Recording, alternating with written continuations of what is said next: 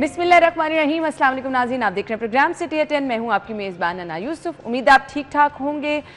शहर में गर्मी की शिद्दत भी ज़्यादा है और वीकेंड पे नॉर्मली लोगों का फोकस ये होता है कि सुबह के टाइम तो देर तक घर में ही रहें क्योंकि शदीद गर्मी होती है। नाश्ता अच्छे से करें, घर में करें, पानी का इस्तेमाल ज़्यादा करें। आप जो हैं वो सेहतमंद रहेंगे। आप कुछ कहना चाह रहे हैं? आमिर रजा खान साहब वो दुर्रे नायाब हमारे साथ मौजूद है ना, जो लाइन बोली कि घर में नाश्ता करें। आमिर भाई ने वीकेंड और संडे में कभी घर में नाश्ता जरूरी है घर में नाश्ता करें। वैसे मुझे भी अक्सर कभी मैं भी चली जाती होती हूँ वीकेंड के बाद। जरूरी यही है कि बाहर नाश्ता करें। मुझे तो लगता है लस्सी पी और अगर हमारी जैसी ड्यूटी नहीं है और हम छुट्टी पे भी, मतलब वीकेंड हमारा नहीं होता, हमारा तो कल है संडे। अगर आप लोग खुशनसीब हैं कि आज आपको छुट्टी है, आप सरकारी आमिर भाई इतनी गर्मी में बाहर नाश्ता करने का दिल नहीं करता। आपसे किसने कह दिया दिल नहीं करता?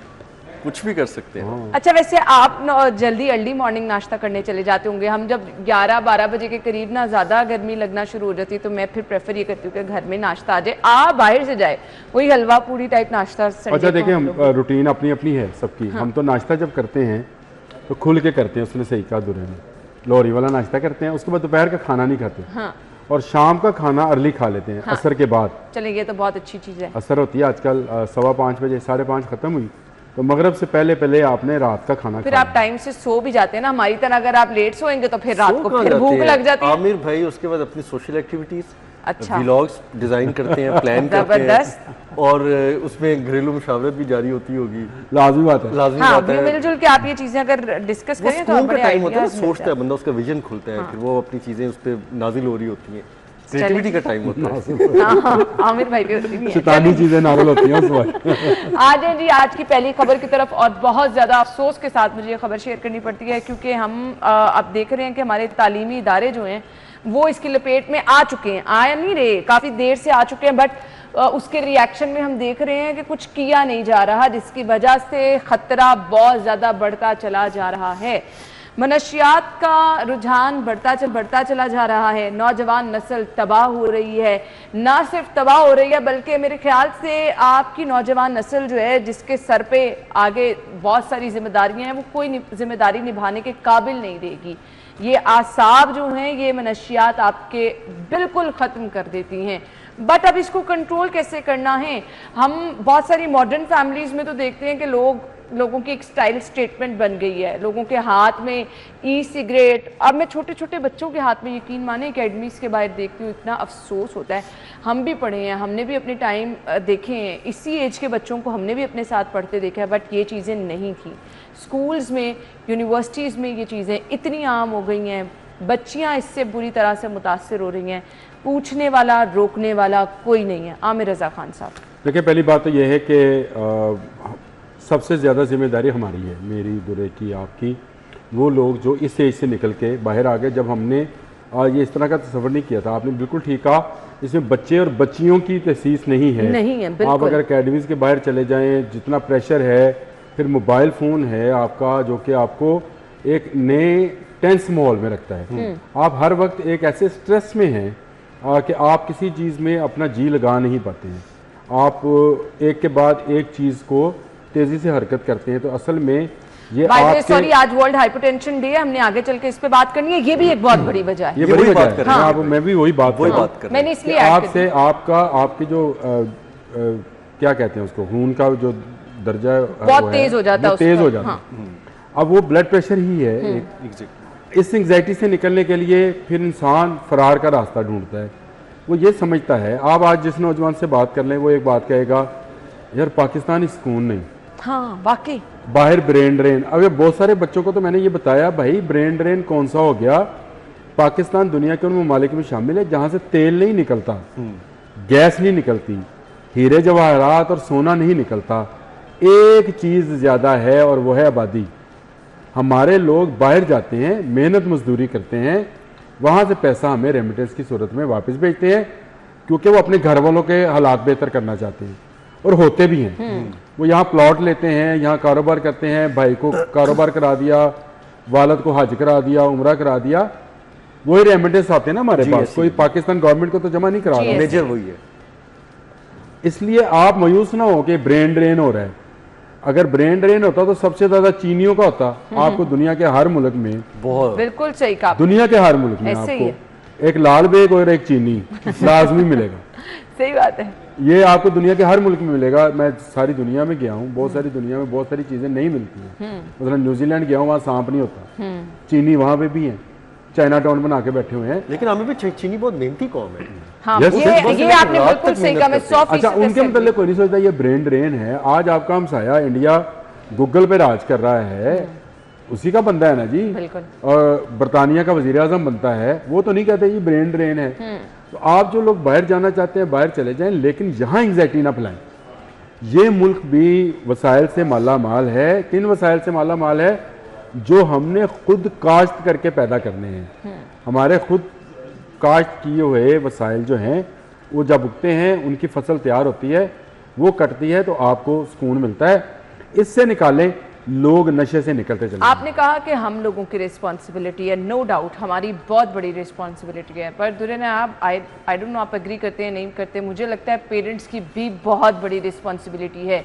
आज ये जिन नौजवानों की हम बात करें जो नशे के आदी हैं, ये अपने पेरेंट्स से बहुत दूर हैं, जिसकी वजह से ना तो कोई चेक एंड बैलेंस है, ना तो उनके पेरेंट्स उनको देखते हैं वो क्या कर रहे हैं। तो बड़ी वजह एक ये भी बन जाती है। अच्छा, मैं तो आपको बड़ा वाज़ेह तौर पे कहूँगा कि बिल्कुल यही बात है, क्योंकि हम एक मुतवस्सत घराने से थे। मेरे वालिद साहब पढ़ाते थे कॉलेज में, और हम एक ही कमरे में ऑलमोस्ट सारे बहन भाई अपने वालिदैन के साथ सोते थे। और जब एसी भी लगा तो रात को चलाना एक वक्त के लिए 10 बजे से सुबह 5 बजे तक एक लिमिटेड टाइम हम अफोर्ड ये करते थे। तो हमने यार किसी बहन भाई ने या कभी किसी ने ये एफर्ट नहीं की कि हम किसी अलग कमरे में जाएं। हमने कोई पता नहीं क्या कोई फ़ोन यूज़ करना है किसी और जगह जाके या कुछ करना है। और दूसरी बात ये थी कि मेरी वालदा अल्लाह बख्शे, उन्होंने जिस बात से रोक दिया ना, हमने वो चीज़ दोबारा नहीं की। ठीक है, मैं आज भी ये चीज़ समझता हूँ। मैं इस उम्र में भी जब वो ज़िंदा थी तो वो जिस चीज़ का मुझे कह देती थी या रोक देती थी, मैं वो काम दोबारा नहीं करता था। मैं ज़ुबान पे भी मिलाता था। लेकिन आजकल के बच्चों को मैं देख रहा हूँ कि वो लालच और हवस में इतने ज़्यादा अंधे चले हो गए हैं कि जो हासिल है उसका मज़ा भी खो रहे हैं। बेशक, जो उनके पास मौजूद है, बड़ी ही ज़बरदस्त बात है, इसको समझना चाहिए सबको। उसकी भी कदर वो नहीं कर रहे। जो मेरे पास चाय का कप है, मैं इस पे नहीं, जो दुरे का कॉफ़ी का कप पड़ा है, मैं उसी पे तरसी जा रहा हूँ। ऐसे ही और इसको एंजॉय नहीं कर पा रहा। आपके पास सेहत है, सबसे पहले आपके पास आपके वालिदैन हयात हैं, आपके बहन भाइयों का साथ है, तो फिर क्या 2 वक्त की रोटी, क्या 3 वक्त की रोटी? सही बात है। और फिर क्या आपने ये फास्ट फूड्स, क्या आपने स्टेटस कॉन्शियस डाइट्स लेनी? इन चीज़ों से बाहर निकलें। मैं यकीन करें ऑरेंज लाइन कवर कर रहा था, मैंने चाइनीज़ को बहुत करीब से ऑब्ज़र्व किया। इतनी मेहनती कौम है, अपनी पूरा दिन वो मेहनत करते थे, ऑरेंज लाइन पे काम करते थे और 2 घंटे की ब्रेक लेते थे। और 2 घंटे में वो तसल्ली के साथ खाना खाते थे। आमिर भाई सारे बैठ के गप्पे मारते थे, गर्म पानी पीते थे, कावा पीते थे। और 2 घंटे उन्होंने वो ना, मैं क्योंकि एक दफ़ा इंटरव्यू करने चला गया तो उन्होंने मुझे रिक्वेस्ट की कि यार आप 2 घंटे तक हमें डिस्टर्ब ना कीजिएगा। अच्छा। मैंने 2 घंटे उनका वेट किया, 2 घंटे मैंने उनको ऑब्जर्व किया। मैं एक साइड पे बैठा रहा और मैंने उनकी ऑब्जर्वेशन देखी।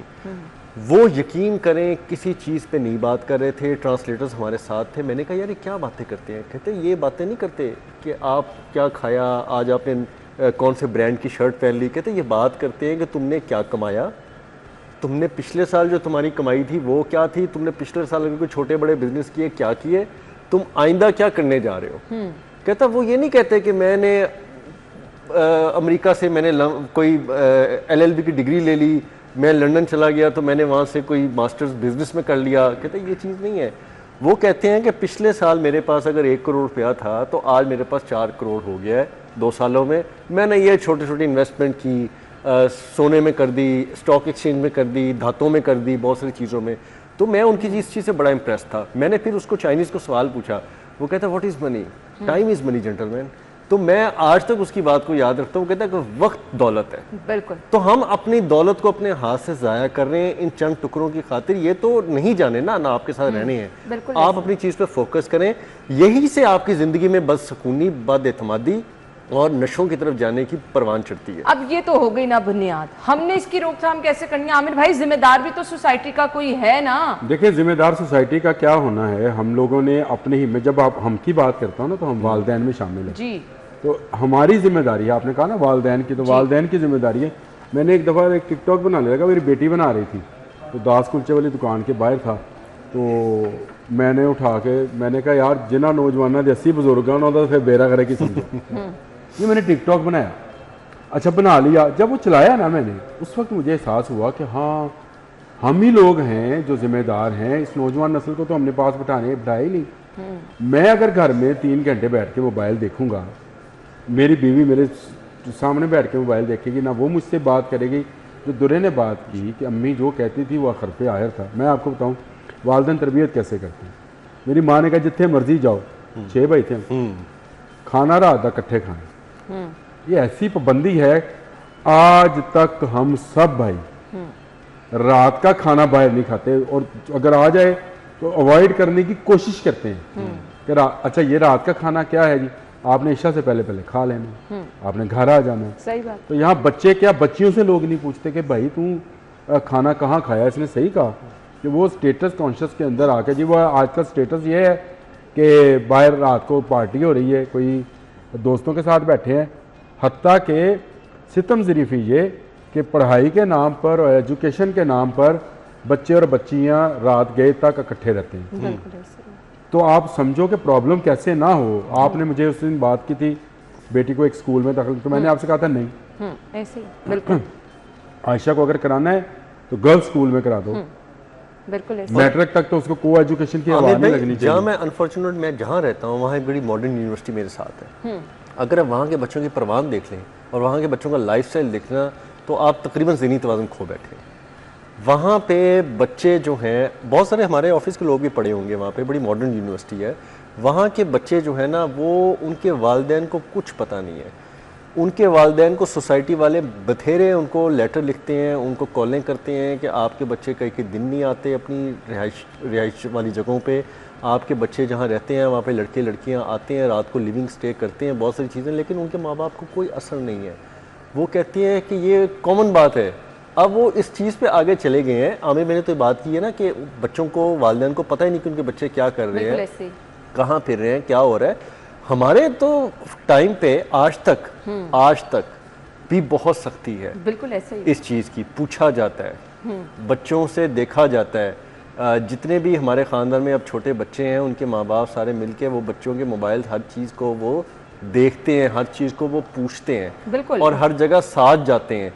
ये नहीं होता। मैंने कई बच्चे आमिर भाई ऐसे भी देखे हैं जो समझते हैं कि पापा या मामा आपने क्या करने जाना है, हम लोग बाकियों के तो नहीं आए होंगे। पहले दुरे साहब साड़ी माँ पूछती थी, हूँ आमना दी माँ पूछती है। मैं परसों लेट हो गया, आप तो निकले नहीं इस फेज से। मैं तो निकला ही नहीं, एक माँ तो निकले दूसरी माँ की तरफ। अच्छा, परसों मैं उसका फ़ोन आया 6:26 पे, तो मैंने कहा मैं निकल रहा हूँ, लेट हो गया। यहाँ पे वो कुछ दोस्तों के साथ टाइम लग गया, रास्ते में नमाज़ पढ़ी, घर खाना खाते उसने पूछ लिया कितने बजे कॉल की थी, इतना टाइम तो लगता नहीं तुम्हारे दफ्तर से घर आने में। बताया भाई ये मामला हुआ था, ये होनी चाहिए ये चीजें। अच्छा, ये मैं तो कहता हूँ हम तो माँ के फेस से अभी तक नहीं निकले। बिल्कुल, हमारे ऊपर तो चेक है। वो जाहिश चौधरी सही कहता है इसका एक बायोमेट्रिक दफ्तर में होता है, एक बायोमेट्रिक घर पे होता है। देखिए बच्चों की ट्रेनिंग और तरबियत ऐसे करें। अच्छी बात है, ये बहुत अच्छी बात है। बट अब सवाल ये होगा कि मनशियात तालीमी इदारों में कहाँ जा रही हैं, इनका नेटवर्क अगर यहाँ है तो कहाँ है, जिनको मालूम है कि कहाँ है तो वो फिर कुछ कर क्यों नहीं पा रहे। ब्रेक के बाद बात करेंगे, स्टे विद अस।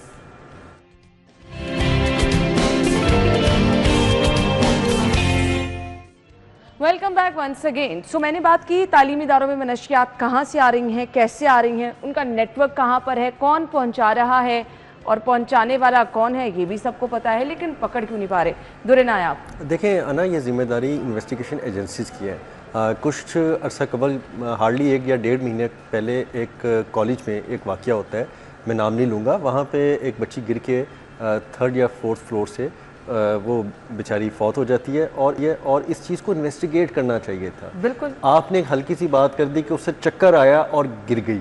पहले आप ये देखें कि वो ऊपर जहाँ पे प्रोहिबिटेड एरिया था, जहाँ ना कोई क्लास थी ना कोई कमरा था, वहाँ करने क्या गए। सही बात है। और ये स्कूलों और कॉलेजेस में ये कॉमन फिनोमिना है कि जहाँ पे इस किस्म के साइलेंट एरियाज़ होते हैं और आपके सीसीटीवी से हट के या कोई ना देख रहा हो, वहाँ पे ये बच्चे बच्चियाँ जाके अपने अपने कोई ना किसी किस्म की जो नशों में आदी होते हैं, हर बच्चा नहीं, वो वहाँ पे इसका फ़ायदा उठाता है।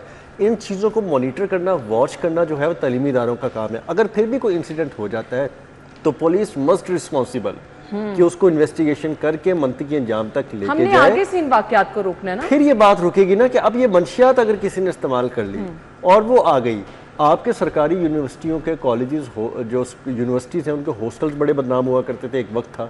अब वहाँ पे थोड़ा सफाया हुआ है, तो उससे डबल स्पीड के साथ प्राइवेट कॉलेजेस यूनिवर्सिटी के स्कूल्स तक खराब हो चुके हैं। और ये इतनी तेज़ी के साथ नशा फैल गया है कि आने वाला वक्त बताएगा। दूसरी रिस्पॉन्सिबिलिटी ये है कि जब हम बच्चों में या जवान लोगों में उनके रवैयों में तब्दीली देखते हैं तो हम नोटिस क्यों नहीं करते? सही बात है। हम क्यों नहीं पूछते कि हमें ये लगता है कि अगर हम कुछ करेंगे, या फ़र्ज़ करें आमिर भाई के को बेटा बेटी उनके कद के बराबर हो जाएगा, तो उनको ये खौफ होगा कि अगर उसने पलट के मुझे कोई बात कर दी, मेरी इंसल्ट कर दी, तो मेरी क्या इज्जत रह जाएगी। लेकिन हमारी जुर्रत थी, हमें तो ये था कि अगर हमने कोई आवाज निकाल दी और उसके बाद जो झापड़ पड़ेगा सामने से चूं भी की तो उसके बाद हमें तो अब खौफ उल्टा हो गया है। ऐसे ही है। अब बच्चे इस खौफ में माँ बाप को मुब्तला कर रहे हैं कि जी हम पता नहीं क्या बड़े कोई तोप चीज है, तो हमसे ना पूछा जाए बिल्कुल कि हम किससे बात करें, हमसे ना पूछा जाए हम 2 घंटे मोबाइल क्यों यूज कर लिए, हमसे ना पूछा जाए जी कि हमने आज बाहर से पिज्जा बर्गर खाना था तो हमने घर की दाल रोटी क्यों रिफ्यूज की। ये चीज नहीं होनी चाहिए। और उसके बाद जो आपके इदारे हैं वो मुकम्मल आपके देखें एंटी नारकोटिक फोर्स है, वो बड़े पैमाने पे इस चीज़ की रेकी करती है कि मनशियात कहाँ से आ रही है, कहाँ जा रही है। अगर बॉर्डर पार से आ रही है, बॉर्डर पार से जा रही है, तो बड़े बड़े नेटवर्क कौन से हैं। उसके बाद सेकंड टियर में आके पुलिस जो है मुकम्मल तौर पे इस चीज़ की छोटे छोटे जो आपके मशरूम ग्रोथ हो रही है मनशियात फरोशी के अड्डों की, उनकी टिप्स पे है। मैं मान ही नहीं सकता किसी एसएचओ को ना पता हो। पॉइंट है ना, फिर उनको क्यों नहीं पकड़ा जा रहा, क्यों नहीं हम रोक पा रहे, जबकि हमें पता है कि हमारी नौजवान नस्ल इससे तबाह हो रही है और इस पे तबाही के अलावा कुछ है भी नहीं। अन्ना, सबसे पहली बात तो ये है कि इसको पता नहीं जियो फेंसिंग कहते हैं, जियो टैगिंग कहते हैं। जी ये करनी चाहिए आपके वीसी से लेकर आपके गार्ड तक की। अच्छा। कौन लोग हैं, कहाँ के रहने वाले हैं, क्या इसके ऊपर कोई क्राइम का केस। मैं तो कह रहा हूँ वीसी से लेकर प्रिंसिपल से लेकर आपकी चाहे खतून प्रिंसिपल है या प्रोफेसर है या जो भी है, आप एक दफ़ा उसको छाननी में छान तो लें। तो हर यहाँ मामला क्या है, यहाँ मैं आपको बताता हूँ, भलाई की सोसाइटी की यहाँ गर्ल्स कॉलेजेस हैं, वहाँ पे बेधड़क कंटीन वाले आए दिन लोग बदलते हैं, कहाँ से आते हैं, कहाँ के हैं, किसी को पता नहीं। को अफगान है, अफगान नेशनल है, इंडियन नेशनल है, कोई पूछता है। कोई समोसे तल रहा है वहाँ पे, चाहे वो गर्ल्स कॉलेज हैं चाहे बॉयज़ यूनिवर्सिटीज़ कॉलेजेस हैं। ये कंटीनों के ठेके किन लोगों के पास जाते हैं? डंपर्स में रॉ सामान आता है, कौन चेक करता है? आज तक नहीं किसी ने। मुझे ये बताओ ना, तो ये रास्ता तो हमने खुद खोला हुआ है। किसी को आने जाने वाले को तो हम पूछते नहीं है, हम तो किसी का ये कहते नहीं। मुझे बताएं, हम सब जिम्मेदार शहरी खुद को समझते हैं। हम में से कितने लोग हैं जिन्होंने अपने मुलाजम का इंदराज कराया होगा? बिल्कुल ठीक बात, कानून है भाई, बिल्कुल कानून है।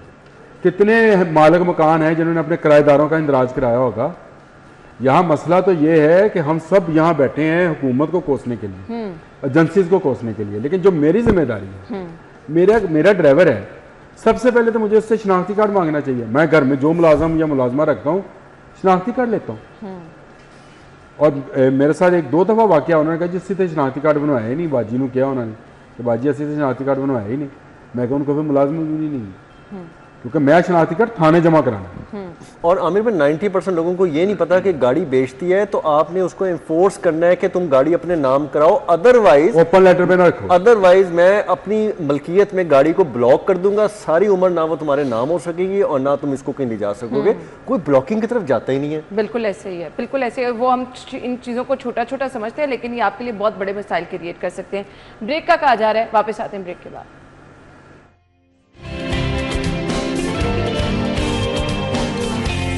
अच्छा जी, प्रोग्राम के इस हिस्से में जी हम डिस्कस कर रहे हैं शहर के पार्क्स के हालात। टोटल कितने पार्क्स हैं, कहाँ पर क्या काम किया जा रहा है, वो तो दुरे नायाब बताएंगे। लेकिन ये जो आप फुटेज देख रहे हैं, अभी इन्हीं दिनों में मैं जा रही हूँ जी, लेडीज़ पार्क है सब्जाजार का, ये आप देख भी रहे हैं, जो कि बेगम कुलसूम नवाज के नाम से है। बड़ा अच्छा पार्क है। अच्छे पार्क को बुरी तरह से बिगाड़ दिया गया है। यहाँ पर आपको कुत्ते भी नजर आ रहे हैं, यहाँ पर आप गंदगी भी नजर आ रही है, यहाँ पे आपको कूड़ा भी नजर आ रहा है। यहाँ खवातीन के लिए अलहदा से जिम बनाया गया, ट्रैक जो बनाया गया उसका शदीद बुरा हाल है अनफॉर्चुनेटली, क्योंकि सुबह दफ्तर आना होता है, टाइमिंग जो है वो मैनेज करना बहुत मुश्किल हो जाती है। तो मैंने ये सोचा कि भाई लेडीज पार्क लिखा मैंने पढ़ा है, अच्छा पार्क होगा, यहाँ पर जाके देखती हूँ मैं यहाँ पर क्यों नहीं सुबह वॉक कर लेती। सो वो 3-4 दिन मेरा जाना हुआ, बट वो खौफ की वजह से मैं दोबारा नहीं जा सकी, क्योंकि एक दिन मैंने देखा कि एक कुत्ता नजर आया, फिर दूसरे दिन 2, और फिर उसके छोटे छोटे बच्चे भी नजर आ रहे हैं, फिर एक दिन इतनी बड़ी चील रास्ते में ट्रैक के ऊपर मरी हुई मुझे नजर आई। सो आज वो दिन था कि मैं वॉक करने भी नहीं गई।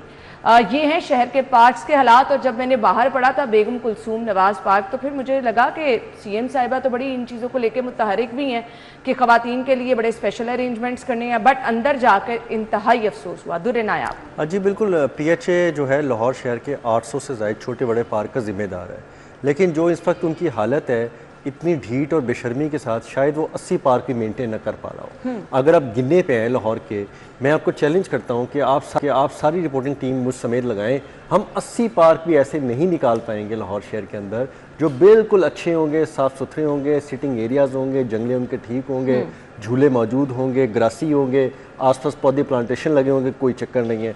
और मैं तो ये समझता था कि जहाँ पे अगर वज़ीर आला साहिबा की वालदा का नाम आ जाए तो PHA वालों को इतनी कर्टसी तो दिखानी चाहिए ना कि मरहुमा कुलसूम नवाज साहिबा बहुत अच्छी खातून थी, हर बंदा उनकी तारीफ़ करता है, पॉलिटिकली भी नॉन पॉलिटिकली भी। वो कहते हैं कि एक अच्छी और हमदर्दाना किस्म की तबीयत रखने वाली खातून थी।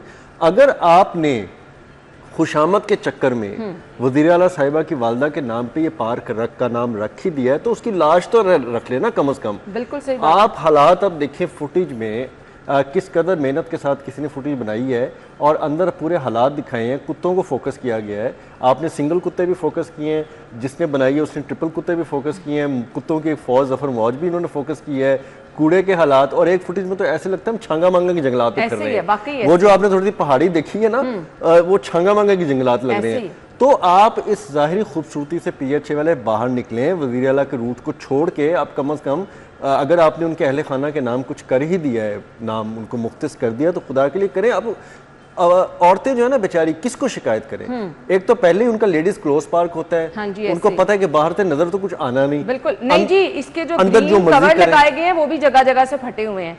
सो वो खवातीन एक्सरसाइज भी कर रही हैं बाहर वाले एरिया पे, जो अंदर जिम बना हुआ है इंतहाई खस्ता हाल है, सब कुछ वहां पे खराब पड़ा हुआ है, वो भी कोई देखने नहीं आ रहा। मेरा तो ख्याल है कि ये एक पार्क जो कुलसूम नवाज शरीफ साहिबा का नाम पर है, ये PHA की टोटल कारकर्दगी जो है ना वो उनके मुंह पे मार रही है। बिल्कुल। और लाहौर में अगर अब ये क्लेम करें कि जी हमने बड़े पार्क बनाए हैं, आपने तो जो पार्क आपके पास पहले आपसे तो वो नहीं संभाले जा रहे। इन्होंने शादरा में पार्क बनाना था, 10 साल हो गए हैं, वो नहीं बन पा रहा।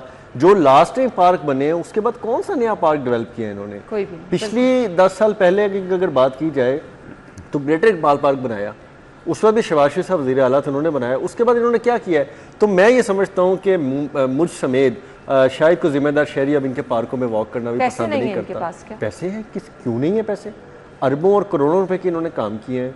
लाहौर शहर के अंदर आर्टिफिशियल ब्यूटिफिकेशन करके जो उनका काम नहीं था, इन्होंने पूरा जंगला लाहौर बना दिया है। आपने देखा लाहौर में ये जो स्टील की रेलिंग लगी हैं, जो एंगल आयरन की इन्होंने ब्यूटिफिकेशन जगह जगह रॉड्स लग गए हैं, ये काम इनका था। मुझे बताएं, खत्म कर दिया इन्होंने लाहौर का। अब वो लाइटें भी नहीं जलती। लाहौर केनाल के अंदर जो फवारे लगाए हैं वो मैंने तो एक दिन चलते देखे, उसके बाद तो मुझे चलते भी नजर नहीं आए। सारा पैसा ड्रेन कर दिया इन्होंने। अब ये कहते हैं जी कि इनका काम क्या है? अब कहते हैं जी हम लाहौर के अंदर नहर के अंदर एक फ्लोटिंग रेस्टोरेंट बनाएंगे। बंदा पूछे कि ये PHA का काम है? बिल्कुल, जो काम है वो आपके सामने हालात है। आमिर भाई, आपने बहुत अच्छा जिक्र किया कुत्तों के बच्चों का, और मैंने देखे हैं। तो मैंने भी यार, आपने बहुत अच्छा जिक्र किया, बार बार आपने कहा कि कुत्तों के बच्चे भी थे वहाँ पे, अंदर भी बाहर भी। और मैं तो हमेशा एक बात पे आपसे हमेशा कहता हूँ कि अगर आपने इस शहर को ग्रीन करना है, ब्यूटीफिकेशन करनी है, ब्यूटीफुल करना है, PHA ख़त्म कर दें। जब तक ये अदारा रहेगा यही हालात रहेंगे। इनको रूट का पता है, आप क्या इनको चीजों का पता है, प्राइवेटाइज करा देते हैं, PHA को खत्म और करा भाई देते इनको हैं। क्या करें हम? तमाम ग्रीन बेल्ट्स को तो ये कमर्शलाइज कर चुके हैं। सही कह रहे हैं आप, उसके बड़े बड़े बोर्ड कमर्शियल आ जाए, मैं दिखाता हूँ आपको। नहीं, मैं एग्री करती हूँ आपकी बात से। ये स्क्रीनें वहां पे लगवाते हैं, पैसे वहां से बनाते हैं, कमाते हैं, खाते हैं, लेकिन कैसे इनका पेट नहीं भरता? मैं तो ये हैरान हूं। मुझे बताएं इन्होंने कौन सा नया पार्क, जिसका दुरे ने नाम लिया कि ग्रेटर इकबाल पार्क, हमारा बाग इन्होंने जाया कर दिया, तबाह बर्बाद कर दिया, सैकड़ों हजारों दरख्त वहां से काट दिए और उसकी ग्रीन लैंड्स बना दी। मुझे बताएं, ये यूरोप है, यहाँ ठंड पड़ती है कि आपको धूप चाहिए हर वक्त। बिल्कुल सही कह रहे हैं। आप साल के 12 में से 8-10 महीने ग्रेटर इकबाल पार्क में पूरे दिन में कोई बंदा नहीं जा सकते, वाकई ऐसे और आमिर भाई जो अखाड़े होते थे, और ये वो दिन वो जगह थी जहां पर दरख्त ही दरख्त थे, लोग जाते थे, तफरीह करते थे।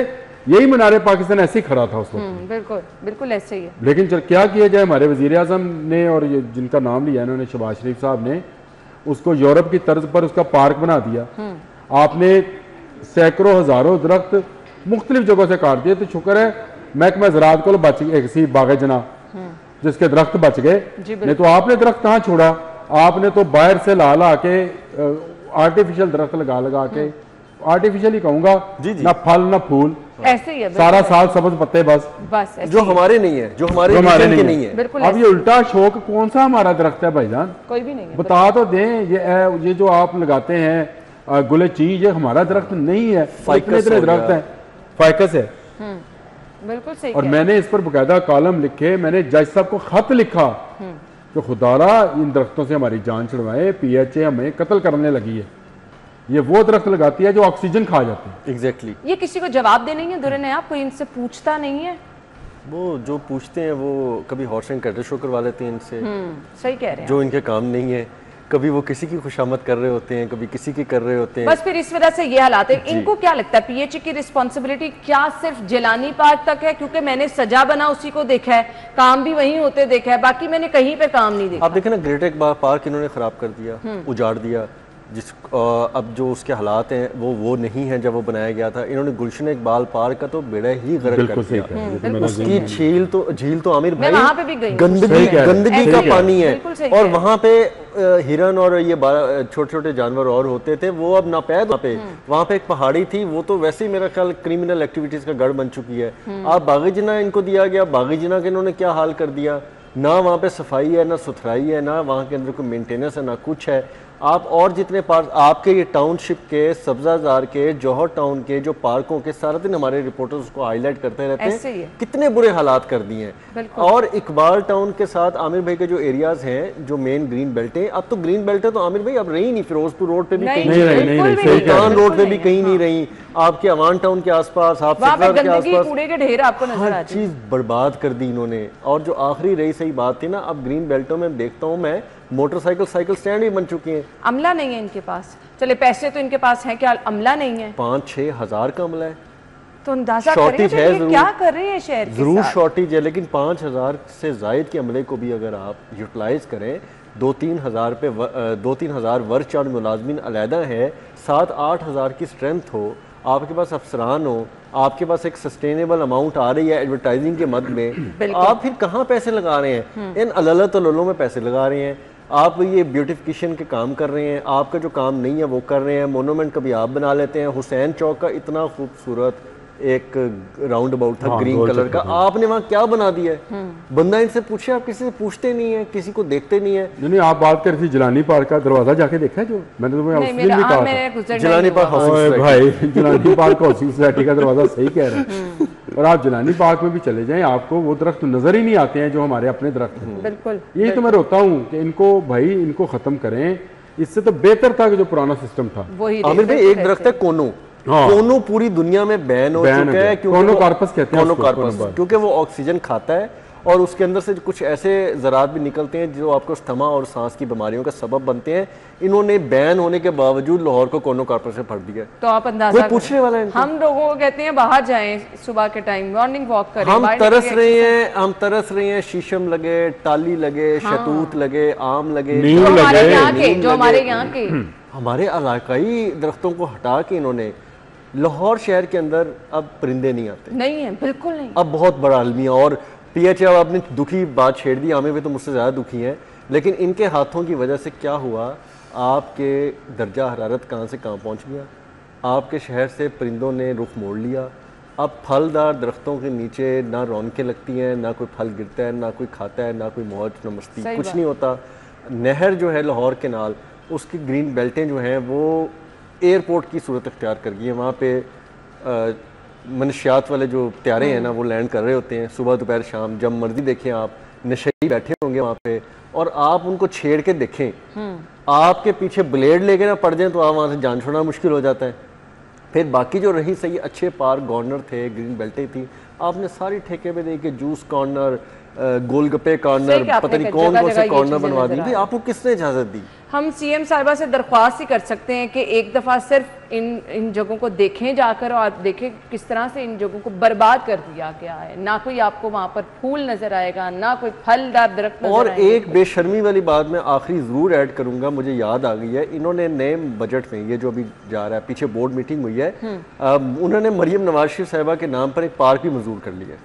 अच्छा जी, जो लाहौर में आने वाला एक नया पार्क होगा, अब ख्वाब दिखाया जा रहा है। अगर उसके साथ यही हाल होगा जो बेगम कुलसूम नवाज मुझे याद पार्क आ के गया। साथ हो रहा है तो प्लीज ना बनाएं, बिल्कुल या ना ग्रेटर इकबाल पार्क के ग्रेटर साथ हो रहा इकबाल है। पार्क के साथ ये हो मैं रहा है। आपको आज़रबाईजान का बता देता हूँ। वहाँ पे हुक्म ये था कि जितनी ग्रीन बेल्ट्स हैं वहाँ पे फलदार दरख्त लगाएं, क्योंकि मेल न्यूट्रिशन थी वहाँ पे, वो लोग कहते थे कि लोगों को खाने को सही नहीं मिलता। तो वहाँ की गवर्नमेंट ने कहा जितने दरख्त लगेंगे फलदार लगेंगे, जो उतार के खाता है खा ले। तो देखे ना तो वहाँ कहते हैं कि अब नाशपाती और सेब के दरख्त ही दरख्त हैं, लोग उतारते हैं खा लेते हैं, जाया नहीं करते। जाया नहीं यहाँ दरख्त ही नहीं नजर आ रहे जो थे, उनको भी आपने खत्म कर दिया। खुदारा ये पार्क्स की हालत को बेहतर बनाने के लिए मेरे ख्याल से खुद सीएम साहिबा को मुतहरिक होना होगा, अदरवाइज पीएचए क्या कर रहा है वो सबके सामने है। ब्रेक के बाद वापस आएंगे हमारे साथ। रहिए।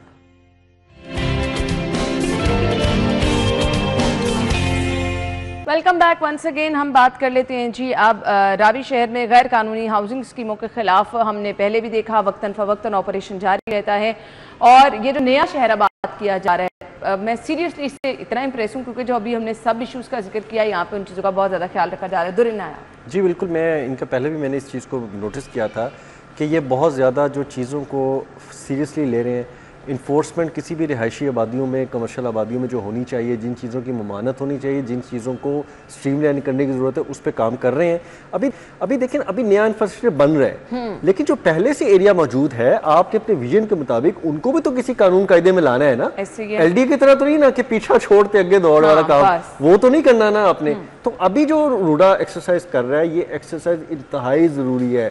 आज जो अपने रूल्स रेगुलेशन की बुनियाद रख रहे हैं, कल आने वाले नए शहर में वही फॉलो किए जाएंगे। अगर आज कोई पाबंदी नहीं करता तो कल मुझे बताएं रूडा की अथॉरिटी की पाबंदी कौन करेगा? बहुत अच्छी बात है। जो फैक्ट्री धुआं छोड़ रही है सील, जो फैक्ट्री अपनी कार्रवाई मुनज़्ज़म तरीके से नहीं अंजाम दे रही सील, जहां पे फ्लैक्सें साइन बोर्ड बेहंगम लगे हैं सील उतार दें, छोड़ दें, उसको उतार के सफ़ा हस्ती से ख़त्म कर दें। एक सिमेट्री कायम करें ताकि कोई नई चीज़ बन रही है आपको लगे कुछ नई चीज़ बन गई। यहाँ पे तो ऐसे ऐसे मुनज़्ज़म इदारे हैं, आमिर भाई सोसाइटी लॉन्च करते हैं, अच्छे रिप्यूटेबल इदारे, 8-8 10-10 साल सिर्फ गेट और ब्यूटिफिकेशन का काम करते हैं, कोई पोजीशन नहीं देते। 8-8 10 साल ही वो अपनी कमाई प्लॉटों को बेच बूझ के पूरी कर लेते हैं। उसको मल्टीपल, अब मैं किसी का नाम नहीं लेता, अच्छी बात नहीं, हम पे भी फिर पीका एक लग सकता है, आपको पता है फौरी तौर पे। तो वो तो अपनी ब्यूटिफिकेशन को बेच के, लोगों को पोजीशन ना दे के, प्लॉटों के हेर फेर करके, सेल करके, वो अपने रेवेन्यू को कहां से कहां ले जाते हैं और डेलिबरेटली वो अपना रेवेन्यू जनरेशन की तरफ इस तरह काम करते हैं। मैं ये समझता हूं कि रूडा जो कर रहा है इस वक्त, वो इंतहाई ज़रूरी है। तमाम महकमों को जो इस वक्त लाहौर में काम कर रहे हैं, उनको जीरो से अपनी एक्सरसाइज करनी चाहिए। अगर एलडीए के बिगाड़ पैदा हो चुका है तो अपने बिगाड़ को पहले ख़त्म करना चाहिए, फिर आने वाले किसी को दिखाना चाहिए कि हमारा ये कानून है। अब आप पीछे वालों को रोकते नहीं, लेकिन मैंने घर बनाना है, प्लाजा बनाना है, आमिर भाई ने बनाना है, तो हमें कहते हैं नहीं हमारा कानून इजाजत नहीं देता। तो फिर जब फातिमा के भाई आते हैं तो फिर कानून जो है वो मलियामेट भी हो जाते हैं और वो हर चीज कवर हो जाती है। बिल्कुल सही कहा जी। ये बात सुने, अगर एलडीए की बात कर ही ली, पहले रोडा की बाद में बात करते हैं। एलडीए की बात कर ली तो आप सफाई पसंद है, कहाँ से पता चलेगा? आपके घर से जी। एलडीए का जहाँ घर है, जहाँ ऑफिस है, उसके आप इर्द गिर्द चले जाएं, ख्याबान फरदोसी पे जाएं, देखें, एलडीए एवेन्यू 1 में चले जाएं, देखें, एलडीए सिटी में चले जाएं, देखें क्या वहाँ मुनज़्ज़म सफाई, मुनज़्ज़म तरीके से चीज़ें बनाई गई हैं? नहीं बनाई गई। शहर बर्बाद कर दिया इस एलडीए ने। अगर रोडा जो काम कर रहा है एलडीए ने किया होता, मुनज़्ज़म तरीके से शहर आबाद किया होता, इस वक्त दुनिया के चंद खूबसूरत शहरों में से एक शहर होता है। बिल्कुल आपने सही कहा। मैं एक दिन कह रहा था अपनी मिसेज से कि ये नहर के किनारे किनारे सागवान के दरख्त हुआ करते थे, और वो मुझे पूछते कि सागवान की लकड़ी का तुम अक्सर जिक्र करते, क्यों करते हो? मैंने कहा ये दुनिया की सबसे लचकीली और मजबूत लकड़ी होती है। यानी लचक भी इसमें ज़्यादा है, मजबूती भी इसमें ज़्यादा है। मुझे दुख ये होता है कि हमने सागवान काट कर और वहाँ कोनो कॉर्पस लगा दिया, वो दरख्त जो अपने इर्द गिर्द भी दरख्त नहीं होने देता। नहीं होने देते, बिल्कुल ऐसे ही। हमें तो जुल्म लगता है ना जी ये। बिल्कुल सही तो कह मैंने वो तो सागवान के मीनारे पाकिस्तान जितने ऊंचे दरख्त देखे हुए ख़त्म कर दिए हम लोगों ने। मुझे बताएं हम इस शहर के साथ क्या किया है हमने।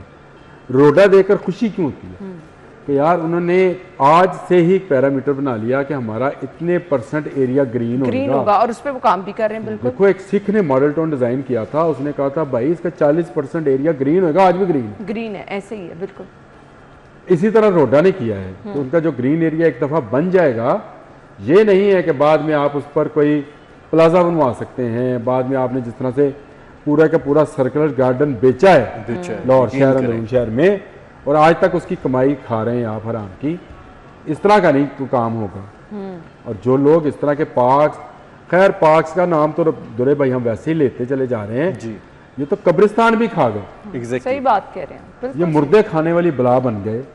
और मुझे खुशी होती है कि रोडा में जो जिस तरह की वीडियोस और जिस तरह के उनके हम लिटरेचर पढ़ते हैं तो मज़ा आता है यार, किस तरह झीलें होंगी, इस तरह से आबशारें होंगी, पार्क्स होंगे, इतने % आबादी को इतना बड़ा पार्क मिलेगा, इतने % आबादी को इतना बड़ा पार्क मिलेगा। और वो जो कार्रवाइयाँ करते हैं बिल्कुल जायज़ करते हैं। आपको शहर के अंदर ऐसी कार्रवाइयाँ नज़र नहीं आएंगी। यहाँ क्या नज़र आएगा, यहाँ एक पेपर छापा हुआ है सील्ड बाय LDA, वो लगाएंगे, अगले दिन खुल जाता है। नहीं अगले दिन क्या, वो पहले बना कैसे था, वो तो पिछले 10 साल से स्कूल था। बिल्कुल ऐसे ही है। आपने क्या किया, उस पर एक लगाया, छोटा गेट खुला रखा, बड़े पे पर्चा लगाया, जब आगे उसने पैसे दिए उतार दिया। अब देखें ना आमिर भाई, ये जो थीम पार्क व्यू जो है ये सोसाइटी, ये LDA का किया धरा है।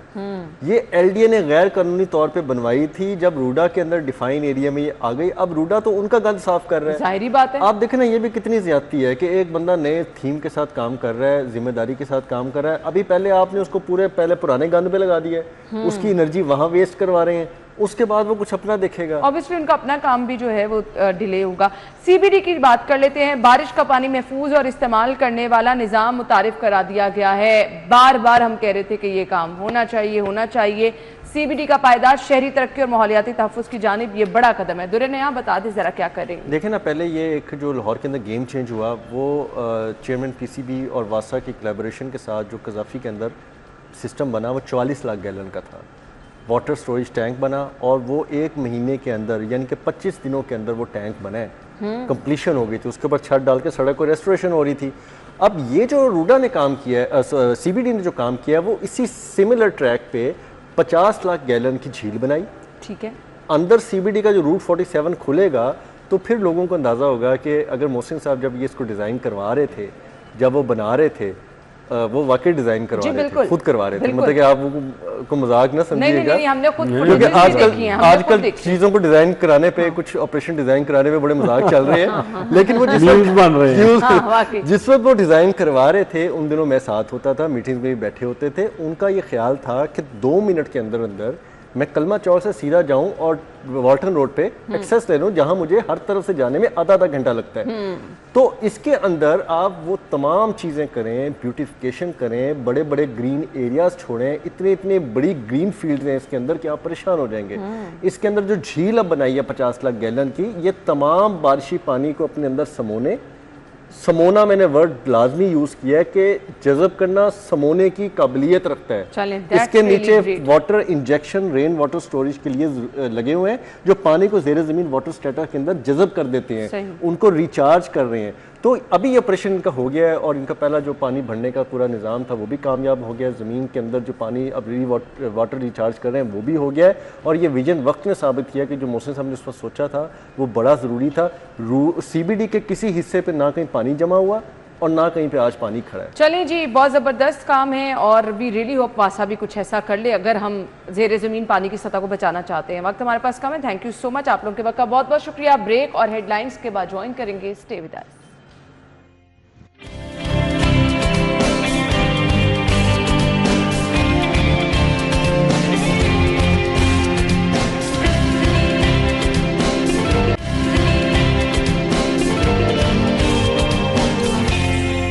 Welcome back once again. Programme के इस हिस्से में जी हम बात कर रहे हैं जी, आज है 17 मई और वर्ल्ड हाइपरटेंशन डे आज मनाया जा रहा है। ब्लड प्रेशर के मरीज बढ़ते चले जा रहे हैं, तो ज़रूरत इस अमर की है कि इस मर्ज़ के बारे में ज़्यादा से ज़्यादा लोगों में मालूमात फराहम की जाए, बताया जाए। और आज का दिन मनाने का मकसद भी यही है, अवेयरनेस, मैक्सिमम लोगों को बताया जाए कि ब्लड प्रेशर क्यों होता है, इससे कैसे बचा जा सकता है, आपका खाना पीना जिसे हम ईटिंग हैबिट कहते हैं, लाइफस्टाइल कितना मैटर करता है। सो आज हम इस पे बात करेंगे और आपको बताएंगे कि आप इससे कैसे बच सकते हैं। और वो लोग जो कि हाई ब्लड प्रेशर का शिकार हैं, उन्हें क्या करना है, एहतियात किस तरह से करनी है, किस तरह से अपनी ज़िंदगी को महफूज रखना है, क्या ये जानलेवा भी साबित हो सकता है, और कौन कौन सी ऐसी बड़ी बीमारियां हैं जिनको हाई ब्लड प्रेशर दावत देता है। अल्लाह ताला सबको महफूज रखे। आज का प्रोग्राम गौर से सुनिएगा जी। हमारे मेहमान जो हमारे साथ मौजूद हैं, general physician professor doctor Aftab Mohsin साहब है, वेलकम कहेंगे। अस्सलाम वालेकुम। वालेकुम सलाम। बहुत बहुत शुक्रिया डॉक्टर साहब आपके कीमती वक्त के लिए। सबसे पहले आज के दिन की मुनासबत से क्या कहना चाहेंगे? 17 मई जो वर्ल्ड हाइपरटेंशन डे या पूरी दुनिया में इसका आज मुनक्कद किया जा रहा है, उसकी रीज़न यही है कि हाइपरटेंशन या हाई ब्लड प्रेशर, जब किसी का blood pressure 130/80 millimetre of mercury से ज़्यादा हो तो वो हाई ब्लड प्रेशर कहलाता है। ये एक सिंगल रीज़न है of number of deaths in the world. पूरी दुनिया में हर साल 7 करोड़ लोग जो हैं वो लुकमा अजल बन जाते हैं। उसमें अगर कोई एक वजह सबसे बड़ी है तो वो हाई ब्लड प्रेशर। डॉक्टर साहब आपने नॉर्मल ब्लड प्रेशर कितना बताया? 130/80 या उससे कम। ये नॉर्मल है, ठीक है। अब बहुत सारे हाई ब्लड प्रेशर के मरीज ऐसे हैं जिनको पता ही नहीं होता कि उन्हें हाई ब्लड प्रेशर का वो शिकार हैं। मुसलसल कुछ अलामात तो ऐसी होती हैं, सर में दर्द रह रहा है, कंधे गर्दन भारी महसूस हो रही है, बट उनको ये नहीं पता होता जी कि हमें हाई ब्लड प्रेशर है, क्योंकि कभी चेक ही नहीं कराया। किस एज से रिकमेंड करेंगे आप कि आपको अपना ब्लड प्रेशर वक्तन फ़वक्तन चेक कराना है? 20 साल के बाद हर बंदे को अपना ब्लड प्रेशर चेक करवाना चाहिए। 20 साल में कम से कम 20% लोगों को हाई ब्लड प्रेशर होता है, और 50 साल में जाकर पाकिस्तान में ख़वातीन में 50% लोगों का ब्लड प्रेशर हाई होता है। ठीक है। तो अगर हाई ब्लड प्रेशर रहे तो इसकी अलामात अक्सर नहीं होती। अच्छा। जिसको कहते हैं साइलेंट किलर, ये खामोश कातिल है। तो आज की जो थीम है ब्लड प्रेशर डे की, हाइपरटेंशन डे की, वो है चेक योर ब्लड प्रेशर। अपना ब्लड प्रेशर चेक करें या करवाएं। ठीक है। और उसके बाद नंबर 2, अगर वो ज़्यादा है तो उसका इलाज करें।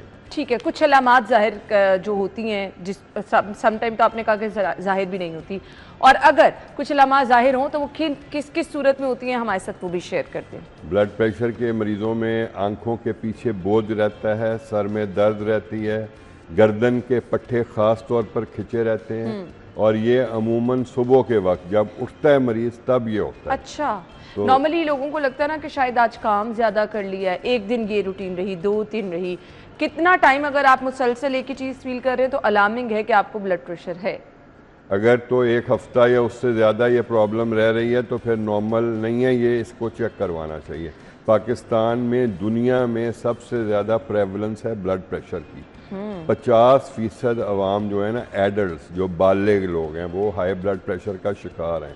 उनमें से 60% को पता ही नहीं है कि हमें ब्लड प्रेशर है, और जिन लोगों को पता है उनमें से आधे लोग दवाई नहीं खाते, और जो खाते हैं उनमें से सिर्फ आधे लोग जो हैं उनका ब्लड प्रेशर कंट्रोल रहता है।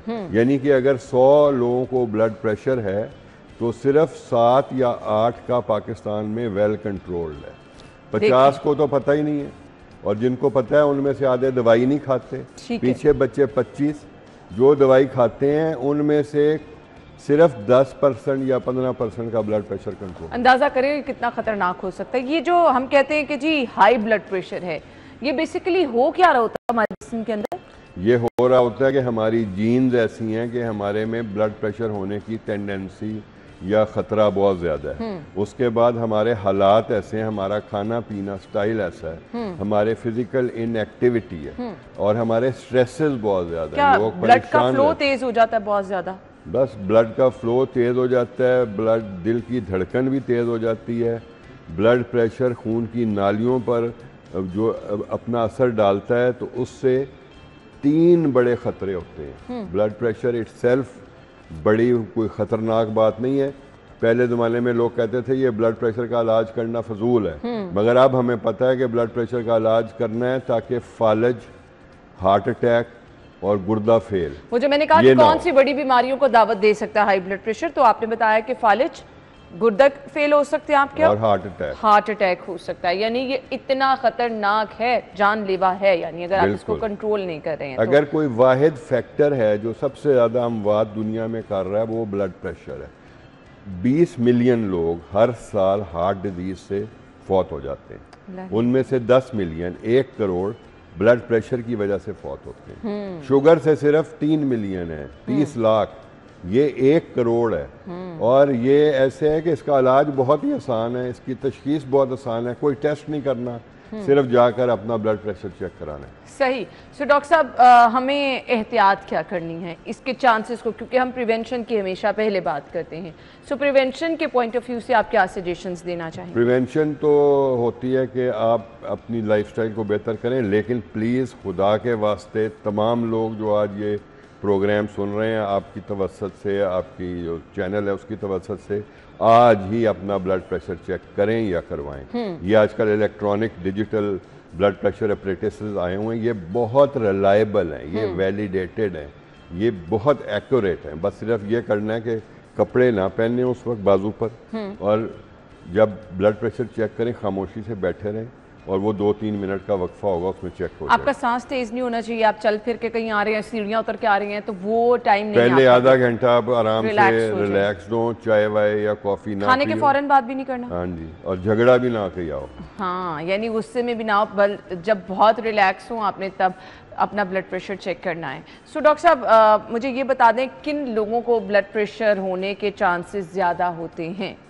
पाकिस्तान में हर जो बालिग मर्द और औरत है उसको चांसेस 50% हैं। ठीक है। उसके बाद जिनका वजन ज़्यादा है उनको चांसेस हैं। ठीक है। उसके अलावा जिनको शुगर है उनमें चांसेस हैं। ठीक है। जिनके वालदैन भाइयों में, बहन भाइयों में ब्लड Genetic। प्रेशर है उनमें चांसेस ज़्यादा हैं। जो स्मोकर्स हैं उनमें चांसेस ज़्यादा हैं। तो जो स्ट्रेस लेते हैं, टेंशन में रहते हैं, उनमें चांसेस ज़्यादा हैं। ठीक है, ये वो लोग हैं जिनको हाई ब्लड प्रेशर होने के चांसेस ज़्यादा हो सकते हैं। इलाज क्या है इसका? इलाज बिल्कुल सिंपल है, स्टार्ट विद लाइफस्टाइल चेंज। अपने ऊपर जो गैर ज़रूरी प्रेशर्स हैं वो मत लें। ग़िज़ा जो है सादा करें, यानी कि प्लांट बेस्ड, ऐसी ग़िज़ा लें जो कि नबातात से और पौधों से आती है। मसलन सब्जियां खाएं, दालें खाएं, गोश्त, अंडा, दूध, दही। ये दही तो बहुत अच्छा है, ये जो दूध ज़्यादा है, मलाई वगैरह, ये कम लें। तो गोश्त अंडा भी कम लें, और खाने की मिकदार कम करें, चिकनाई बहुत कम लें, और अगर लेनी है तो वो भी प्लांट बेस्ड होनी चाहिए, जैसे कि ऑलिव ऑयल या कैनोला, ये दोनों बहुत अच्छे हैं, ये ले सकते हैं। ठीक हो गया, ठीक हो गया। सो डॉक्टर साहब, ये जो हम अक्सर आजकल हमारे यहाँ जो खाने बनते हैं, खाने के ऊपर ऑयल इतना ज़्यादा है, आप तड़का लगा रहे हैं, नमक मिर्च बहुत ज़्यादा, स्पाइसी खाने जो हैं, ये क्या हाई ब्लड प्रेशर के लिए ज़्यादा नुकसानदेह हो सकते हैं मरीजों के लिए? बिल्कुल। इसमें एक बड़ा सादा सा है, आधी आयत है कुरान की, जिसमें कहते हैं पूरी हिकमत है डाइट के बारे में। वो है कुलू वशरबू वला तुसरिफू, और खाओ और पियो मगर ज़्यादती या इसराफ ना करो। तो अब सब कुछ खाएं मगर थोड़ा, और जो भी चीज़ लेनी है, मिर्च मसाला, घी, मक्खन, ऑयल, वो कम से कम लें ज़रूर। ठीक हो गया। हाई ब्लड प्रेशर के मरीजों के लिए मॉर्निंग वॉक या एक्सरसाइज कितनी मौसर है? इससे क्या कम होता है? ये बहुत मौसर है। अगर आप वॉक कर रहे हैं तो आजकल अमेरिकन हार्ट एसोसिएशन, जो कि दुनिया में लीड करती है कि ब्लड प्रेशर या हार्ट की बीमारियों से कैसे बचना है, वो कहते हैं कि लोगों को पता होना चाहिए कि उन्होंने कितनी एक्सरसाइज करनी है। तो बेस्ट है कि 2.5 घंटे आप एक्सरसाइज करें पर वीक, हफ्ते में 150 मिनट एक्सरसाइज करें, और वो वॉक होनी चाहिए, और एक दिन में 20 से 25 मिनट वॉक करें। इससे आपका ब्लड प्रेशर होने का ख़तरा, इससे आपका शुगर होने का ख़तरा, हार्ट अटैक, फालज और कैंसर, ये सब की शरह बहुत कम हो जाती है। डॉक्टर साहब, हाई ब्लड प्रेशर के मरीजों को क्या लाइफ लॉन्ग फिर दवाई खानी है, या फिर आप अपने लाइफस्टाइल मॉडिफिकेशन से इसको दवाई को ख़त्म कर सकते हैं? इसको लाइफस्टाइल मॉडिफिकेशन से ख़त्म किया जा सकता है, शुगर को भी ख़त्म किया जा सकता है, जो सबसे मौसर बात है जो ब्लड प्रेशर और शुगर को ख़त्म करती है वो है वेट लॉस। अगर आप किसी तरह से अपना वज़न कम कर लेते हैं तो आपकी शुगर और ब्लड प्रेशर की दवाइयाँ बंद हो जाती हैं और आपका ख़तरा जो है बीमारियों का यानी कि फालज, हार्ट अटैक, गुर्दा फेल और नज़र ज़ाया होने का वो भी ख़त्म हो जाता है। तो ये चीज़ें बहुत मौसर हैं, मगर जब तक ये चीज़ नहीं हो रही, वज़न पूरा कम नहीं हुआ। कितना वज़न कम करना चाहिए?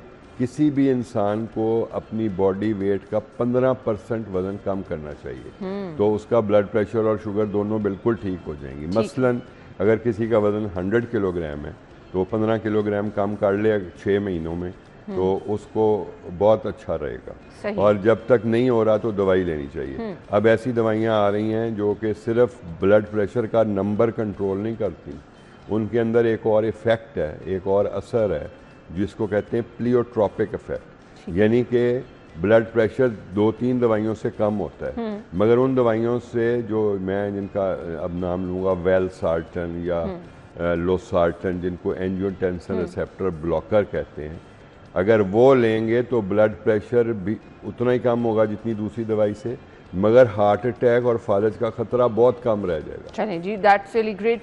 डॉक्टर के साथ अब होता क्या है, हमारे यहाँ नॉर्मल रवैया है। मैं आपके पास आई हूँ, मैंने आपको अपने सारे सिम्टम्स बताए, आपने कहा जी आप तो हाई ब्लड प्रेशर का शिकार हैं, ये मेडिसिन आपने खानी है। मैं साल हर साल वही मेडिसिन खाती चली जा रही हूँ, मैं रूटीन में अपना ब्लड प्रेशर चेक भी नहीं करा रही हूँ। अब वो हाई ब्लड प्रेशर की मेडिसिन क्या मुझे खाते चले जाना है या तब खानी है जब मुझे ब्लड प्रेशर फील हो रहा है, या मैं चेक करा के खाऊं, या पूरा साल के लिए मैं वो खाती जा रही हूँ, मैं दोबारा आपके पास आई नहीं? ये प्रैक्टिस ठीक है क्या? ये प्रैक्टिस ठीक नहीं है कि आप दवाई खाते चले जाएं, मगर ये प्रैक्टिस और भी बुरी है कि आप ब्लड प्रेशर तब खाएं जब ब्लड प्रेशर चेक करके ज़्यादा आए। ब्लड प्रेशर के मरीज़ को दवाई खानी ही खानी है और उसको एक फिक्स वक्त पर खानी चाहिए। ठीक है। और आजकल एक आ गई है फिक्स्ड ड्रग कॉम्बिनेशन, कि एक ही टैबलेट में 2-3 दवाइयाँ उन्होंने मिला दी हैं, वो आप खाते हैं, आपकी शुगर होने का ख़तरा, ब्लड प्रेशर होने का ख़तरा, फालज, हार्ट अटैक सारा बहुत कम हो जाता है। तो चेक करें, और अगर किसी का ब्लड प्रेशर कंट्रोल है उसको फिर 3 महीने में एक दफ़ा चेक करना चाहिए। ठीक है। किसी का कंट्रोल नहीं है, हो सकता है वो मेडिसिन कम कर दें डॉक्टर, या हो सकता है आपकी मेडिसिन कुछ वक्त के लिए रुक जाए, ऐसा भी हो सकता है। ऐसा बहुत मुश्किल है जब तक कि आप अपनी लाइफस्टाइल टोटल चेंज ना कर लें और आपने वजन बहुत ज़्यादा कम ना कर लिया, वरना दवाई खाना बेहतर है और खानी चाहिए। सही। और इन चीज़ों से आपको जान के ये मतलब परेशानी या तशवीश होगी कि दुनिया में जो NCDs हैं सबसे ज़्यादा अमवात वो करती हैं, जो 20 मिलियन यानी कि 2 करोड़ अफराद दुनिया में 70 साल की उम्र पहुंचने से पहले फौत हो जाते हैं।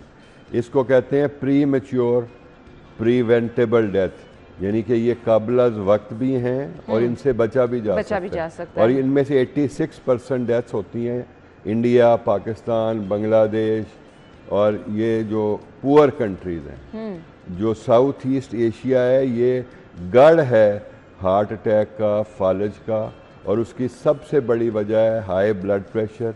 लोग चेक नहीं करवाते। प्लीज़, आज 17 मई है, आज की थीम भी यही है कि ब्लड प्रेशर चेक कराएं और उसको कंट्रोल करें। अगर इसको चेक करेंगे, कंट्रोल करेंगे तो प्री मैच्योर, कबल अज़ वक्त और जो प्रिवेंटेबल, जिससे बचा जा सकता है, ऐसी मौत से बच सकते हैं। सही। सो डॉक्टर साहब, ये तो हमने अपने नाजरीन तक पहुंचा दिया कि किस तरह से आपने अपने आप को महफूज रखना है, लाइफस्टाइल आपने अपना क्या रखना है, फिर उसके बाद जिन लोगों को ब्लड प्रेशर है उनको क्या करना है। ये तमाम चीज़ें जो हैं आपकी ज़िंदगी को, आपकी लाइफ क्वालिटी को बेहतर बना सकती हैं। ये सिर्फ आपका खाना पीना और पोर्शन में खाना जो है ये आपकी ज़िंदगी को बेहतर बना सकता है। हम लोग समझते हैं कि बस खाते चले जाएं, ये ज़िंदगी है। बहुत सारी बीमारियों के साथ ज़िंदगी गुजारना बहुत ज़्यादा मुश्किल हो जाता है। मैसेज क्या होगा डॉक्टर साहब आपका देखने वालों के लिए? एक और बात बहुत अहम है, फिर मैसेज वही है, check your blood pressure, check your blood pressure, और अगर ज़्यादा है तो कंट्रोल करें। दूसरा, spend time with your family. आप अपने लोगों के साथ, अपने फ्रेंड्स के साथ, फैमिली के साथ वक्त गुजारें। ये जो सोशल इंटरेक्शन है ये सेहत के लिए बहुत बुनियादी चीज़ है और इस पर भी अमल दखल होना चाहिए। और कोई अगर दवाई आपको तजवीज़ की गई है तो वो रोज़ाना खाएं। डॉक्टर साहब एक और चीज़, क्योंकि मैं बड़ा लोगों को आजकल देख रही हूँ ना, लोग कहते हैं ऑर्गेनिक होना चाहिए, होम रेमेडीज़ की तरफ लोग आते हैं, तो होम रेमेडीज़ के ज़रिए क्या हम ब्लड प्रेशर को कंट्रोल कर सकते हैं? होम रेमेडी से कंट्रोल कर सकते हैं अगर वो हमारा ब्लड प्रेशर कंट्रोल करे, और हमारा तभी हो सकता है जब नमक उसकी कम हो जाए और उसमें वजन कम करे। ये दो चीजें अगर 15% वजन कम हो जाएगा तो फिर कंट्रोल हो जाएगा। तो आपने अपनी मुसलसल गुफ्तगू में जोर ही इन चीज़ों पर दिया है कि आपने अपना वेट कंट्रोल रखना है, वेट कंट्रोल रहेगा तो ना सिर्फ ब्लड प्रेशर, बहुत सारे मसाइल से आप बच सकते हैं। Thank you so much doctor साहब, आपके टाइम का बहुत बहुत शुक्रिया। वी होप कि जो मैसेज हम अपने लोगों तक पहुंचाना चाह रहे थे बहुत अच्छी तरह से पहुंच भी चुका होगा। अगेन आपने फोकस किस बात पर करना है, बस अपना BP time to time check कराते रहना है ताकि आप किसी भी बड़ी प्रॉब्लम से बच सकें। हम ब्रेक के बाद आपको ज्वाइन करेंगे, स्टे विद अस।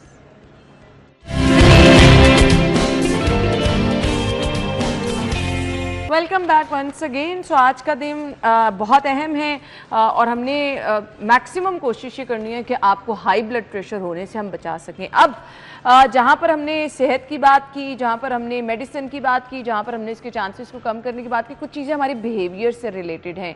हमारी आदत कुछ ऐसी हो गई हुई हैं कि हम सोचते चले जाते हैं, काम कम करना है, सोचना ज़्यादा है। सोना बिल्कुल नहीं है, रात जागना बहुत सारे इर्द गिर्द मैं अपने ही देखती हूँ तो लोगों की रूटीन बन चुकी है कि रात जागने, आपने सुबह आप सो रहे हैं नहीं सो रहे, अपने काम पे जाना है, ऑफिस जाना है, बस रात जागना बड़ा ख़तरनाक हो सकता है आपके लिए। इस पर भी हम बात करेंगे। ये डिप्रेशन, घर में लड़ाई झगड़े और बार बार आप मुसलसल चीज़ें सोचते चले जाते हैं। प्लानिंग करनी चाहिए लेकिन कुछ चीज़ें अल्लाह ताला पर भी छोड़नी चाहिए।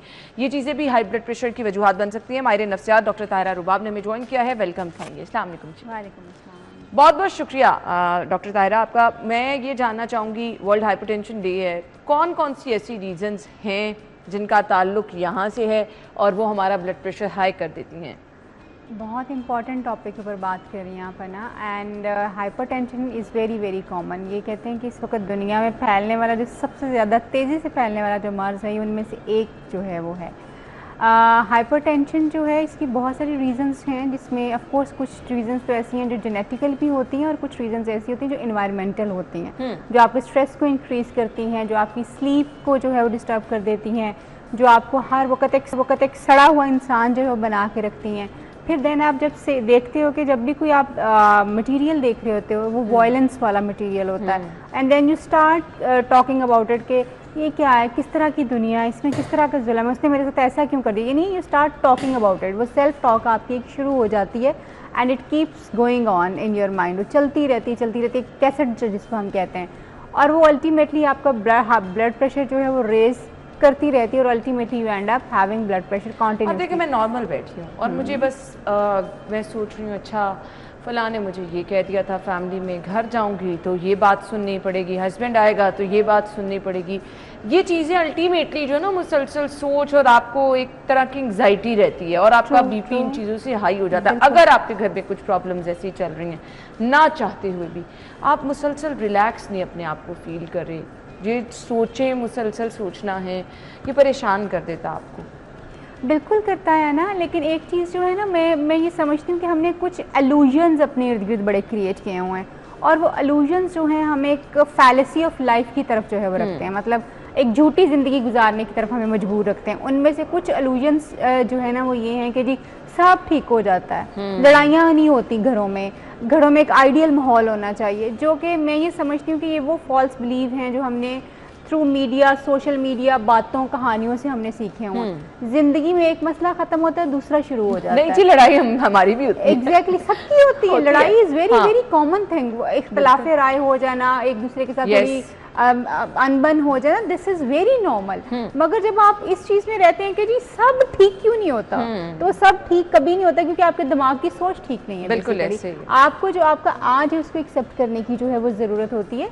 जब आप ये अभी जैसे आपने कहा मैं बैठी हुई हूँ सुकून से, अभी से आपने अपने आप को प्रिपेयर करना शुरू कर दिया कि घर जाके तो ये होना, और अभी से आपकी बॉडी सिम्टम्स, आपका माइंड, आपका ब्लड प्रेशर चेंज होना शुरू हो गया। अभी घर जाने में शायद आधा पौना घंटा बाकी होगा। इस आधे पौने घंटे में you are just preparing yourself कि मैंने ये ऐसा फील करना है। वो अभी से फीलिंग आना शुरू हो गई, आपका ब्लड प्रेशर रेज होना शुरू हो गया। जब तक आप घर पहुंचेंगी तब तक आपका मीटर इतना ज़्यादा हाई हो चुका होगा कि या तो आप एंगर में आ चुकी होंगी या फिर जो है वो आप किसी भी और मेंटल हेल्थ स्टेट में जो है वो जा सकती हैं आप, एंड देन आप जब घर जाएंगी तब तक आपका ब्लड प्रेशर भी रेज हो सकता है। जो चीज़ें एक्चुअली हम अपने आप को रिपीटेडली कह रहे होते हैं और अगर उसमें नेगेटिव टॉक बहुत ज़्यादा हो, वायलेंट टॉक बहुत ज़्यादा हो और उसमें जो है वो जलने कुड़ने वाली बातें जो हैं वो ज़्यादा हों और अगर हमने नेगेटिविटी ज़्यादा फोकस की हो तो ऑफ कोर्स ये हमारे ब्लड प्रेशर को रेज करने की एक बहुत मेजर वजह है।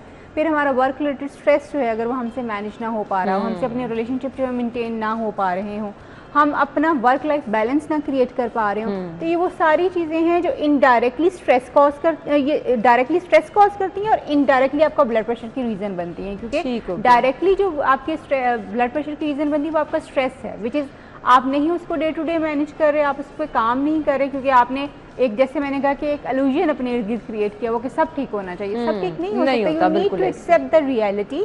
आज जो खराब है वो कल तक ठीक हो जाएगा मगर कल कुछ और खराब होगा। बिल्कुल ऐसे। तो इसको जब आप लेके चलेंगे, आप अपने बिलीफ सिस्टम को, इरेशनल थॉट्स को अगर आप प्रॉपरली मेंटेन करना शुरू करेंगे तो ब्लड प्रेशर से आप बच सकते हैं। और उसके साथ साथ बड़ी सिंपल टिप्स एंड ट्रिक्स होती हैं जिनको आप अगर अपने साथ इस्तेमाल करते रहें तो बहुत बेहतर जो है। ताहिरा, मैं उसकी तरफ आऊंगी, आपने जरूर हमें बताना है इसका हल क्या है, बट मैंने बहुत सारे ऐसे लोगों को देखा है जो कि एंगर का शिकार रहते हैं, गुस्सा तो बस, तो वो लोग भी मुसलसल ब्लड प्रेशर का शिकार रहते हैं। वो लोग जो कि किसी की बात सुनना नहीं पसंद करते, उनकी मर्जी के खिलाफ अगर कुछ हुआ तो बस उनका ब्लड प्रेशर हाई हो गया।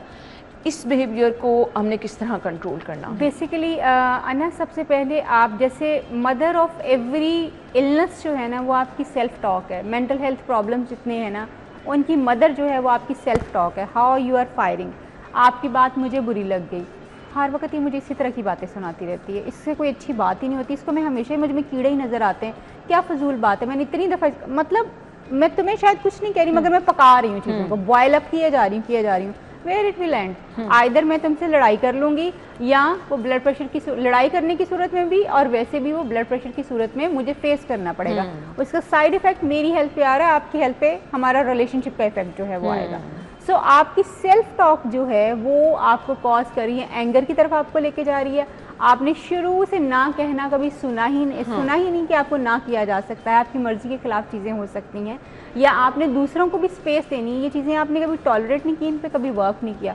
जब आपने किया नहीं तो फिर जब कभी कोई एक ऐसा बंदा आपको टकरता है जो कहता है कि एक्सक्यूज़ मी, मैं भी यहाँ पे एग्जिस्ट करता हूँ, तो फिर आपके लिए उस चीज़ को कबूल करना बहुत मुश्किल हो जाता है, फिर वो आप बॉयल अप करना शुरू करते हैं and then your blood pressure raises. आपको इसके करने के लिए जो की इस चीज़ की है, जैसे मैंने कहा कि mother of many mental health problems जो हैं वो आपकी सेल्फ टॉक है बेसिकली, जो आप अपने आप से खुद से बातचीत करते हैं। और एंगर को मैनेज करने के लिए मोस्ट ऑफ द टाइम अगर आप नोटिस करें, या आप खुद, हम भी जब कभी गुस्से में आते हैं तो हम अगर नोटिस करें तो हम अपने आप को क्या करें, मुझे बहुत गुस्सा आ रहा है, मुझे इसकी बहुत इतनी बुरी लगी, मेरा दिल करे इसका मुंह तोड़ दूं मैं, बिल्कुल इसने मुझे ऐसे कहा ही क्यों। अब मैं क्या कर रही हूँ, मैं एक अपने आप को मैसेज दे रही हूँ, जिस मैसेज का काम है कि मेरे अंदर बॉडीली चेंजेस लेके आए, और मुझे अभी गुस्सा है नहीं मगर मैं कह के उसको लेके आने की कोशिश कर रही हूँ। मुझे बहुत गुस्सा आ रहा है इस औरत के ऊपर, मुझे बहुत गुस्सा आ रहा है, मेरा दिल कर रहा है मैं इसको भी सुनाऊं। This is how we do with ourselves. ये जितना मैं प्रेशर से और जितना रिपीटेडली इसको किए जा रही हूँ, ये उतना ही मुझे चार्ज किया जा रहा है कि मैं रिएक्ट कर जाऊँ आपकी तरफ ऐसे, और मेरा रिएक्शन मेरे हाथ से निकल चुका होगा क्योंकि मैंने माइंड और बॉडी दोनों को प्रिपेयर कर दिया होगा। सही हो गया। हम ब्रेक की तरफ जाएंगे और कुछ अपने आप को रिलैक्स करने के हवाले से कुछ थेरेपीज मैं चाहूँगी कि हमें ताहिरा बताएं कि हमें जब गुस्सा ज़्यादा फील हो रहा हो तो क्या करना है, हमें जब डिप्रेशन बहुत ज़्यादा फील हो रहा हो तो हमने क्या करना है। मुझे तो लगता है ये आजकल सोशल मीडिया भी आपका ब्लड प्रेशर हाई करता है, इस पर भी बात करेंगे। ब्रेक के बाद आएंगे जी, stay with us.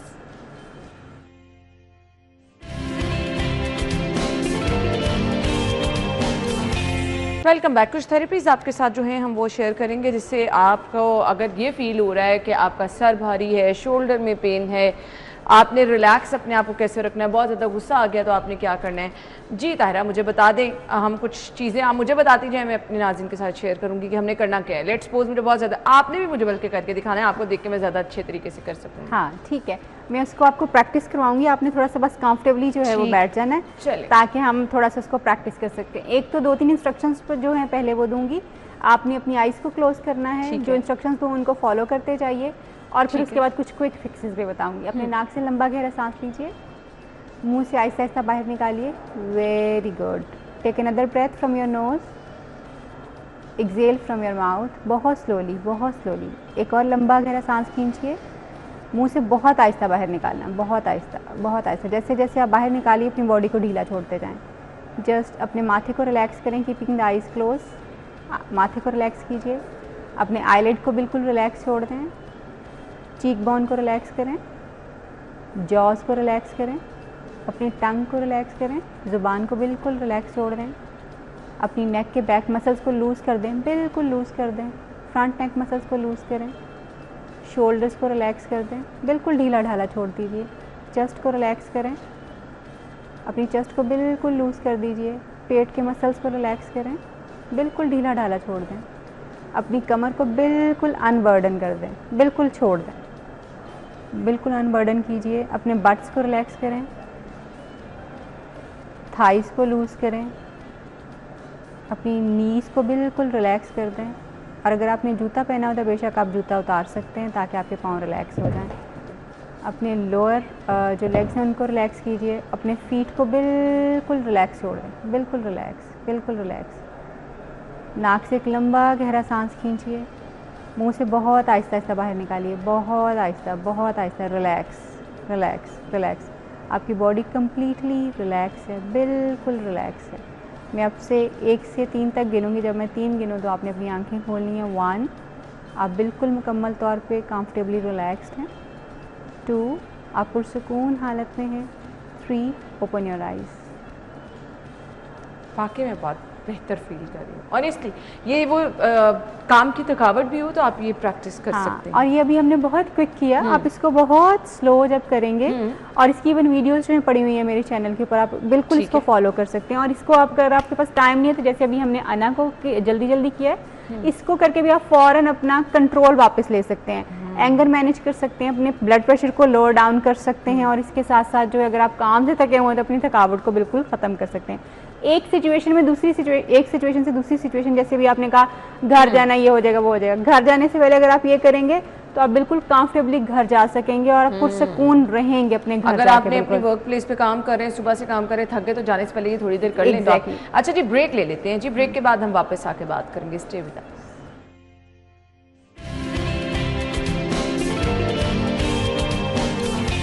Welcome back once again. So हम गुफ्तगू का सिलसिला आगे बढ़ाएंगे। मुझे लगता है मैंने अपने इर्द गिर्द वाले लोगों को देखा और ये मेरी असेसमेंट है, आई डोंट नो, ताहिरा बेहतर तरीके से बता सकते हैं। मेरे ख्याल से जो लोग बहुत ज़्यादा सोशल मीडिया का इस्तेमाल करते हैं ना, वो बहुत ज़्यादा डिप्रेशन का शिकार भी रहते हैं, बहुत ज़्यादा सोचते भी रहते हैं, और मेरे ख्याल से उनका ब्लड प्रेशर भी हाई होता है। True, it is. इसके लिए जैसे अभी हमने शुरू में भी ये बयान किया कि जो कंटेंट आप देखते हैं, अगर वो वायलेंस वाला है, कंपैरिजन वाला है, आप खुद किसी सेटबैक में से गुजर रहे हैं और आप बड़े कोई लोगों के अच्छे लाइफस्टाइल को देख रहे हैं, तो of course it induces your blood pressure जो है वो क्रिएट कर सकता है आपको।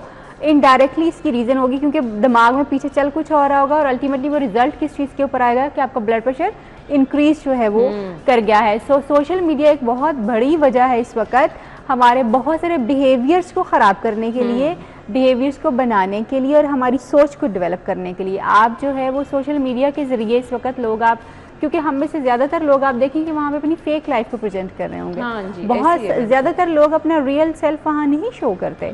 अब वो रियल सेल्फ जो आप और मैं तो समझ जाएंगे कि ये रियल नहीं है, ये 100 टेक्स लेने के बाद जो है वो हुआ है। लेकिन कोई आम बंदा जिसकी अप्रोच और सोच इतनी ज़्यादा नहीं है, उसके लिए वो बड़ा स्ट्रेसफुल हो सकता है कि दुनिया में इतना आने। कल की बात है बल्कि, एक क्लाइंट ने मुझे कॉल किया और उसने मुझे कहा कि मैं गुर्बत को देख के इतना सख्त परेशान हूँ कि मेरी प्रमोशन ड्यू थी और मैंने वो प्रमोशन अपनी नहीं ली कि मैं जो है वो अय्याशी करूँगा और जो दूसरे लोग जो हैं वो ज़िंदगी में किस तरह की जो है।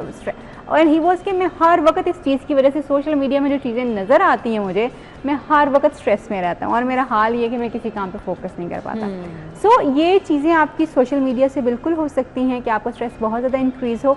स्ट्रेस इंक्रीज़ होता है, different kind of emotions trigger करते हैं विच लीड्स टू वर्ड जो है ना आपका ब्लड प्रेशर जो है इसको कॉज करने की तरफ जो है वो चले जाते हैं। घरेलू खवातीन जो है ना अक्सर बड़ा इस चीज़ में रहती हैं कि फलां सास ने ये कह दिया, नंद ने ये कह दिया, अब घर में ये नया मसला हो गया है।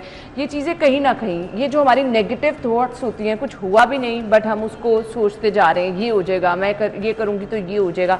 ये चीज़ें आदतन हम अगर करते चले जाएं ना तो हम, मुझे लगता है कि वाकई ब्लड प्रेशर के मरीज बन जाते हैं। ब्लड प्रेशर को पहले एक तो हम अक्सर लोगों की ये अंडरस्टैंडिंग बहुत है कि ब्लड प्रेशर शायद सिर्फ हाई ब्लड प्रेशर होना ही होता है, लो ब्लड प्रेशर होना भी ब्लड प्रेशर का ही होना है बेसिकली। एग्जैक्टली।